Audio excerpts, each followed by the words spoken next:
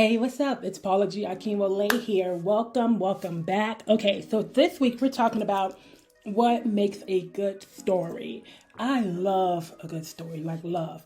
Book, TV, TikTok video, movies. Oh gosh, I love going to the movies. And I just love a good storyline. Like, I need to be transported. I need to be wowed. I need to be like, I did not see that coming. So I want to tell you, in my opinion, what makes a good story. So, foreshadowing. Like, you have to have some good foreshadowing. And the type of foreshadowing that gives you that pit in your feeling in your stomach that something's coming, something's happening. Now you have to balance that with not being too predictable. And that's the sort of difficult part. For example, I watched the movie this weekend, End of the Road, which I liked. Like a lot of people were saying they could have dealt without it. But I personally liked it. I love Queen. I love Luda. So I thought it was good. But there was a part in the movie where Luda's character says something like, one day you're going to see it, I'm going to be great. And there was this moment, I look at my husband, I'm like, ooh, the foreshadowing.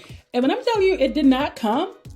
That moment did not give what I was expecting it to give later on in the movie. That was so interesting and weird to me. But oftentimes you see that in a good story where even if you don't know something is going to play out that way, I am enticed and I am intrigued and I'm held on by the fact that something is coming. You have to write that into your story in order to keep people flowing. Listen, my cousin tells me all the time, like, Paula, you've got to check out this movie or that movie because the story is so good. And even though I am not a fan of horror, like, if you're telling me it has a good plot, like, I just need this story to exist in my life, I have to watch it. That's what they told me about Midsummer. Like, that one was a weird story, but I had to go see it. Like, I need to know what this weirdness is that everyone is talking about. I got FOMO. I can't help it. I got to know. Have complex and believable characters. Like, do your research and fully develop who your characters are.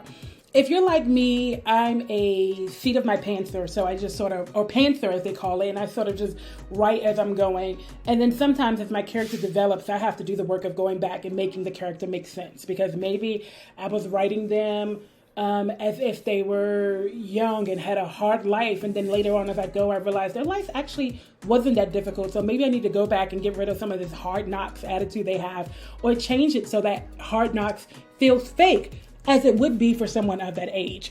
But oftentimes we forget to really make sure that the characters are making sense. Like, you done told me that this character's birthday is April 13th, but I'm like, they're giving real Pisces. I don't feel Aries at all to me. And you may think that that's too much, but for a reader, it makes sense that the character acts this way or responds this way or does things this way because of the way that you've developed them.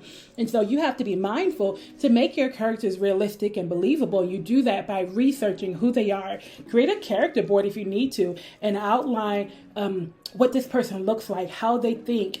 That way, as you're going through and writing, you can go back to that character and make sure that everything about them sort of lines up of who they said they are. And it's perfectly fine for that character to have a turn or change or act a certain way, but something needs to happen so that that change is believable. Because if not, you've hooked me onto this character who is this one way, and then they do something that seems sort of out of character to who you've told me they are. So you have to be careful to keep that character believable and complex and beautiful and just human as we are. So your story needs to be intentional, and the details of your story need to be intentional, and the flow of your story needs to be intentional.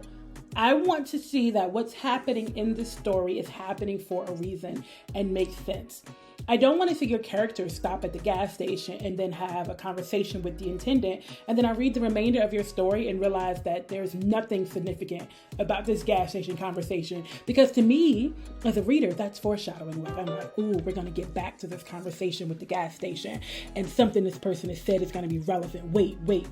And then it's nothing. I have conversations with gas station attendants. I don't need to read about some other person's random one. I want to read an entertaining story where all of the parts are connected for a specific reason.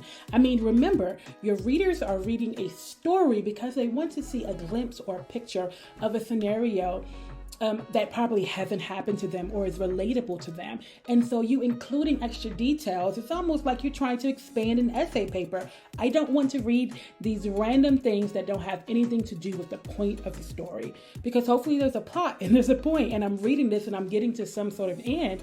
And if this scenario doesn't have anything to do with this end, then it's pointless. And I mean, that scenario can very well be a conversation that changes the person's life, and it doesn't necessarily come up in a tangible way. But as a reader, I should be able to connect, that conversation that they had with the gas station attendant, where the attendant told them to keep believing in yourself, really made the difference in them believing in themselves. Or did they just order a chocolate bar and the person was like, that's good chocolate? I need to know. Why does it matter? Be intentional. Okay, this might be a silly one, but it's important. You got to keep track of what's going on and what you're doing. I've done it before where I wrote a story. It's actually on the Kindle right now, where the character has locks. I wrote her with locks.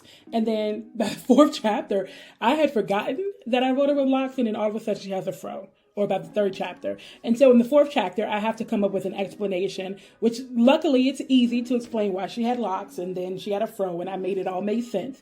But sometimes we're reading characters and you guys forget to do that. We forget to do things like connecting those dots. And it seems obvious. Why would I forget that I made my character with locks and plus size and green hair or this or that?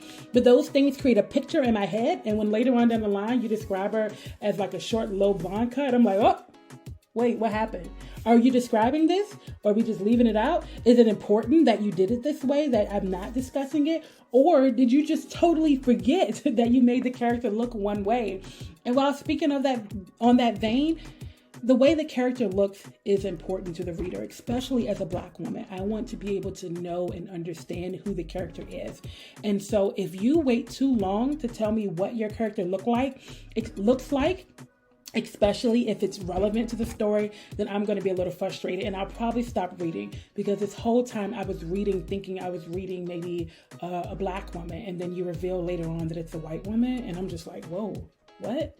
Now all of a sudden the scenarios don't quite connect to me and it doesn't feel relatable. And you may say that that's a silly thing, but it is just the truth of the matter. As soon as you know a person's race, you start connecting the dots of their culture and who they are and where they were raised and maybe even how they think. And so switching that up on me or waiting too late to tell me that, and I've already sort of fully developed an idea in my head, is going to be devastating to the story for me.